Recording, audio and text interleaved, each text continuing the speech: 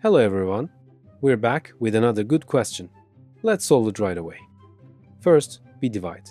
10 divided by 2 equals 5. Then, we subtract. 5 minus 3 equals 2. Finally, 2 times 2 equals 4. If you solve the question this way, you'll get an error. So, how do we solve it correctly?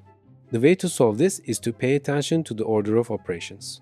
The abbreviation for order of operations rules is PEMDAS. P stands for parentheses, A stands for exponents, M stands for multiplication, D stands for division, A stands for addition, S stands for subtraction. There's another feature here. Multiplication and division have no order of operations. They are performed from left to right. Similarly, addition and subtraction are performed from left to right. Let's solve your questions again using these rules. First, we divide.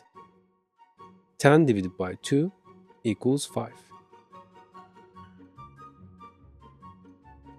Then, we multiply 3 times 2 equals 6.